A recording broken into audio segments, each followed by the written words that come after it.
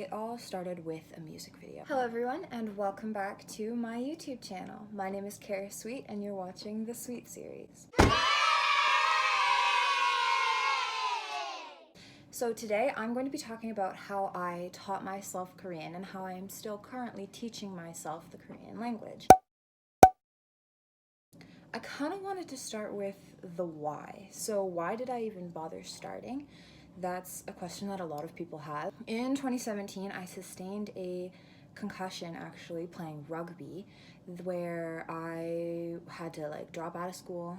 I wasn't allowed to do anything. It was really, really boring. So I had a lot of time on my hands. And so I guess lounging around my house all day was pretty uneventful.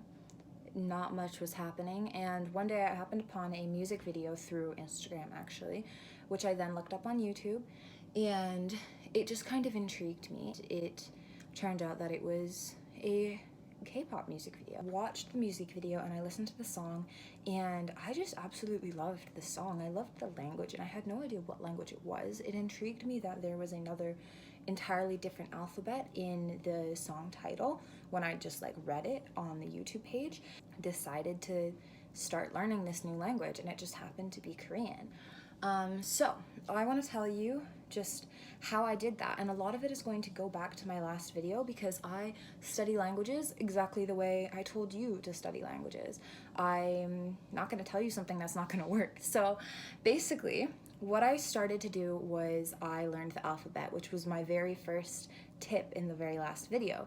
What I did was find an app that had the alphabet, and it had a phrase book with the romanization. So that's the English writing of a Korean word. I can put examples in just up here.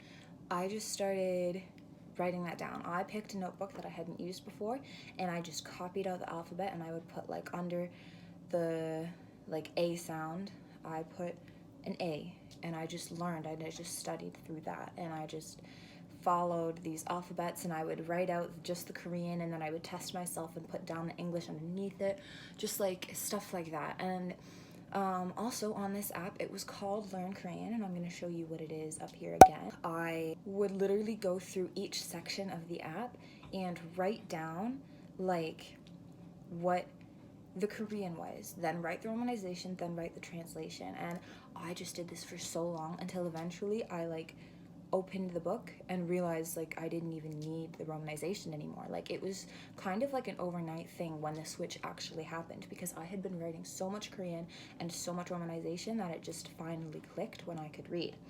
So at the exact same time as writing out the alphabet using this app and just trying to learn as much as possible, I was listening to a ridiculous amount of K-pop. I was just immediately just immersing myself into that whole entertainment industry because it was so interesting and so easy to find on the internet. There's so much content there, so it was so easy to immerse myself in that whole music scene. So I would listen to the music, and the specific group that I was following, they had so many variety shows, so I just watched as much as possible with English subs, even without English subs, because it was just fun to watch them as people, and that was still exposing myself to the Korean language and picking things up as I went. So as things progressed, I wanted to take further steps into learning the language and learning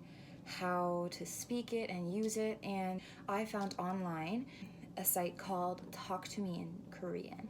And this business was funded by someone named Hyunwoo, and he just started creating a bunch of books. In the books, they are divided just into little chapters and very short lessons that really help break everything down. They have the romanization, even though at that point I didn't need it, and they would just teach you things in such an easy, understandable way.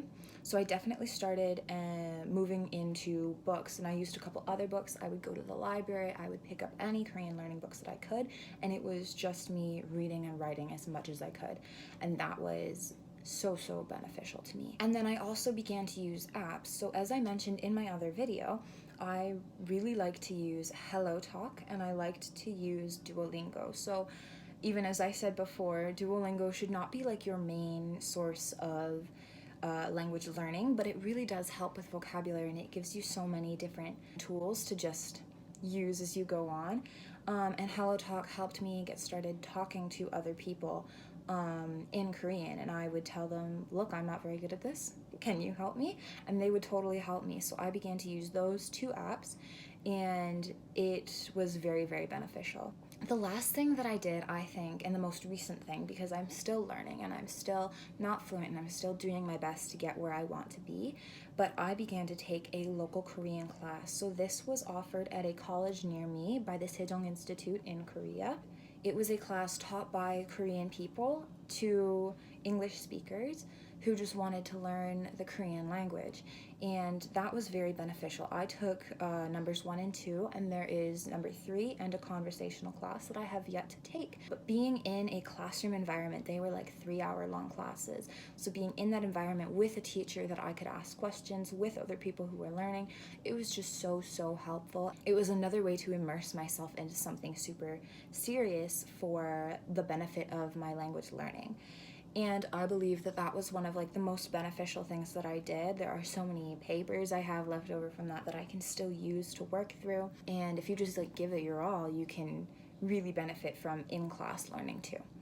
And that's kind of it. So I'm not fully fluent yet. This is still something that I'm working on, but I have such a passion for languages that I really thought I would share with you guys, my tiny little subscriber community. I hope this was really informative for you, and I hope you can take some of these things that I've said and apply them to your own language learning.